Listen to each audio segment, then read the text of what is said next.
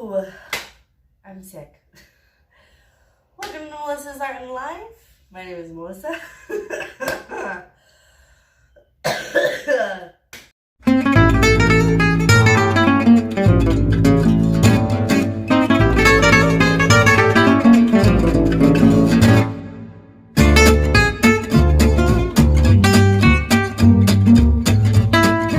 And I got some dollar art supplies, which we're going to review right now. And I'm going to talk to you about how well they worked. I'm going to compare them to the $100 art supplies or $150 art supplies that I got for $100 in the Jazz's Jazzy Art Box. I'm going to talk about how they compare. Me as a novice to these particular art supplies, or a non-professional artist, as I don't use these things in my art typically. But I did for these two pieces. One with the $150 art supplies and one with the, I think I spent a total of $7 art supplies. So let's get cracking. I was in Miami when Hurricane George. Here we go. All right, so now that we're finally not as sick as I was before, I'm going to do this voiceover and hopefully do it right. So I started looking for art supplies and ones that made sense with what I got in the Jazz's Jazzy Art Box. And I did the best that I could. You know, I got some white out for a highlighter because I wasn't going to find a white rollerball, permanent markers instead of brush pens, and I got regular markers instead of Blendy markers, and crappy dollar paper instead of, you know, you get the gist. Jazz's box is filled with premium art supplies, really good stuff, affordable yet premium art supplies, and the dollar store is filled with dollar art supplies. Not to say that you can't get good results with dollar products, and that's exactly what we're going to be testing right now. So hold on to your hats, guys. We're about to get started.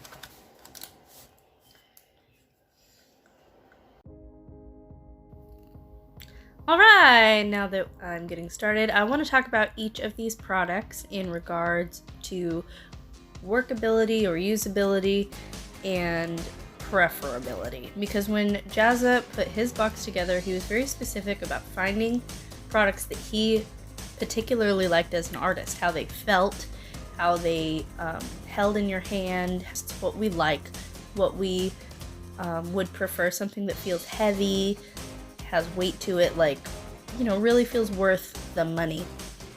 Whereas, you know, at the dollar store, mostly everything's plastic, not gonna lie.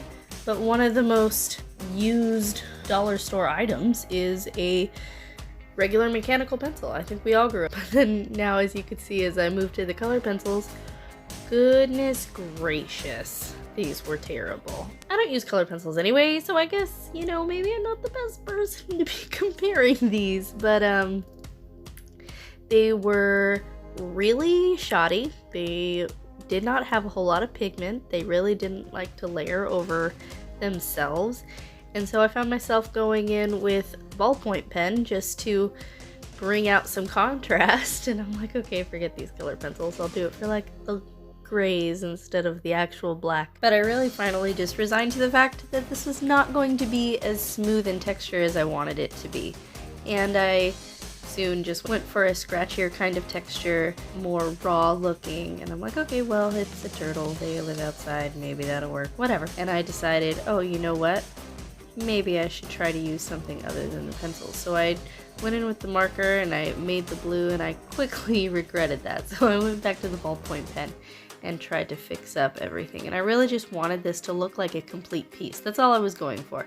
I lowered my expectations for it being a smooth, finished looking piece, but I still wanted it to look complete. So I need to figure out how I'm going to incorporate these markers, but I didn't want to put them on the turtle because, you know, it's like really scary to put a crappy marker on something that you just worked so hard on to at least make it look decent. Like, okay, I can use the markers in the background. Let's put it in the background. What should the background be? Grass? Okay, let's do grass. So I start inferring grass in the background, and I'm like, this looks really terrible. Just trying to figure out how to use all the pieces, and I got my whiteout highlighter, and where am I gonna use the whiteout highlighter? I'm just gonna decorate everything. That's what I'm gonna do. I'm just gonna decorate everything.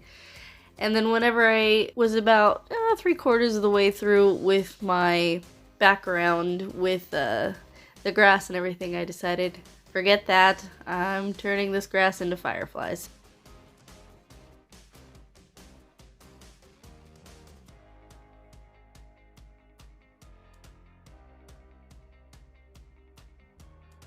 Okay, so just to put them side by side, there is the Jazz's Jazzy Art Box drawing, and there is the Dollar Art Supplies drawing. Is there a difference? Yes. Is there a difference between using these two products, these two classes of products? Yes, there is a difference. It's easier to lay down a better color with the better products. It feels nicer. It's a better artist experience to use the better products. However, that being said, this was my first time using all of these kinds of products. Could a more professional artist get a better result than I did? Yes. Both of these pieces are just okay, in my opinion. This one in particular, I think looks a little messier, but I'm okay with it. Like stylistically, I think it works a little, versus the one I did with the Jazz's Jazzy Art Box Art Supplies. I think came out a lot cleaner. But again, blendy markers, non-blendy markers, some Faber-Castell color pencils, some Jot color pencils, cheap art supplies, better art supplies. But is the difference big enough to where if you actually wanted to make money as an artist, it would actually inhibit you? That's the question I want to answer. So my next video is going to cover that. I'm going to try to sell both of these pieces. I'm going to have them matted the same way, and I'm going to try to sell them and see if I could get a similar amount of money for each one. Now, as far as price point, I'm not very good at pricing my art in general. And yes, I am still sick. So I want to see what I can get for that. What is my hour worth to somebody else, you know? I'm going to see how much I can get for them. I think I'm going to do a starting price point of $35. I'm going to try to sell them on different platforms. I'm going to open an Etsy account. I don't have one. I don't have an established Etsy account. So can you, even though you're late in the game, make money on Etsy without an established Etsy account? Put it on eBay. Really put it on Facebook. Because I'm going to put my art on different platforms to see if I can sell them and how much I can get for them. Thank you guys for stopping by. Please like and subscribe. Send me some love. I could use it. I've been sick. Yeah. Oh, by the way, other things I found at the dollar store. Fruit Stripes. Yes. Awesome. And this amazing 10-color pen, which would have been the envy of everybody I went to school with in junior high and high school. but I'm old, so this should tell you how old I am. And this is all we wanted. I didn't need a smartphone. They didn't exist. Anyway, thank you for stopping by, guys, and I hope to see you next time.